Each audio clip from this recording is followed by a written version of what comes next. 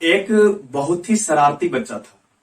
वो इतना ज्यादा शरारत करता था कि एक बार उसने गांव से एक मेढक को पकड़ के ले आया।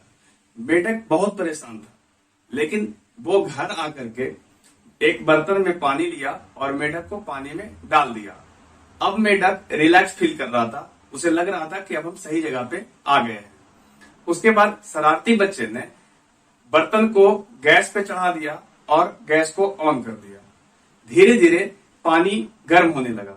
पानी के गर्म होते ही मेढक ऐसा महसूस कर रहा था कि अभी कोई प्रॉब्लम नहीं है, लेकिन जैसे जैसे पानी का तापमान बढ़ता गया वैसे वैसे मेढक धीरे धीरे परेशान होता गया।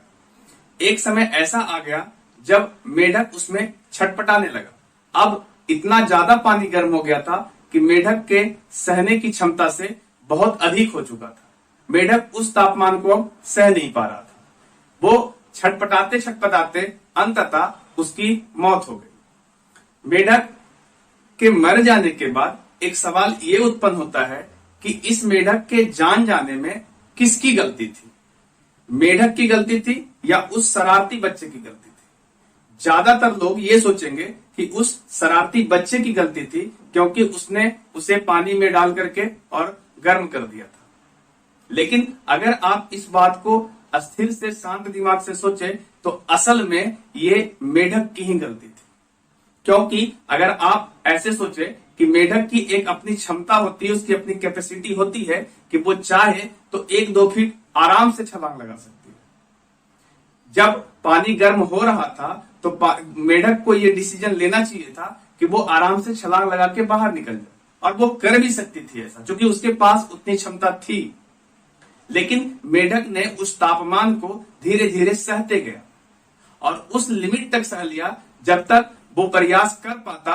उसके शरीर में उतनी ऊर्जा नहीं बची थी कि अब वो छलांग लगा सकता। लेकिन अगर वो शुरुआत में ये डिसीजन लिया होता तो वो आराम से 1-2 फीट आराम से छलांग लगा के बाहर निकल सकता था, और इस प्रकार से मेढक की जान बच सकती थी। एग्जैक्टली सेम चीजें हमारे लाइफ में भी होती है।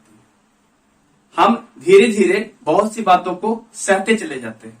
इतना बात सहते सहते समय से हम बहुत दूर निकल जाते हैं। ऐसे ही आज के टाइम पे एक विद्यार्थी का भी जीवन है।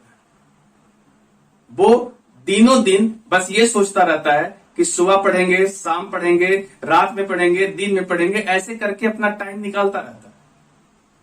जबकि वो अगर एक सही डिसीजन ले ले सही समय पे तो उसके अंदर उतनी क्षमता है, हर विद्यार्थी में इतनी क्षमता है कि वो चाहे तो सफल हो जाए। लेकिन वो अपना समय डिले करता रहता है, चीजों को सहते रहता है, और सहते सहते समय इतना आगे निकल जाता है कि अगर वो अब प्रयास करता भी है तो समय इतना दूर निकल गया, उसमें उतनी क्षमता नहीं बची, चाहे ये क्षमता किसी भी कारण से खराब हुआ। समय जैसे जैसे निकलता है वैसे वैसे आपका जो पारिवारिक माहौल होता है वो धीरे धीरे बदल जाता है, और इतना प्रेशर आपके ऊपर आ जाता है कि फिर आप सफलता से बहुत दूर हो जाते हैं। इसका मतलब यह है कि आपको एक सही डिसीजन सही समय पे लेना होगा।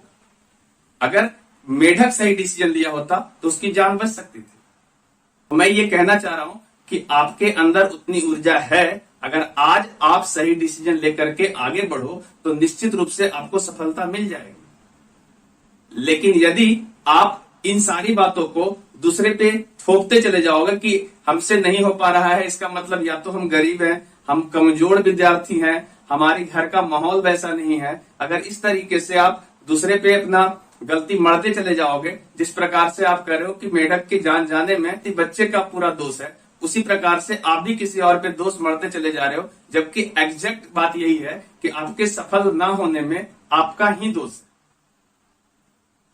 आज भी वो समय है जहां पे आप सही डिसीजन लो और धीरे धीरे बिल्कुल निरंतर तरीके से आगे बढ़ते जाओ। आपको सफलता निश्चित रूप से मिल जाएगी।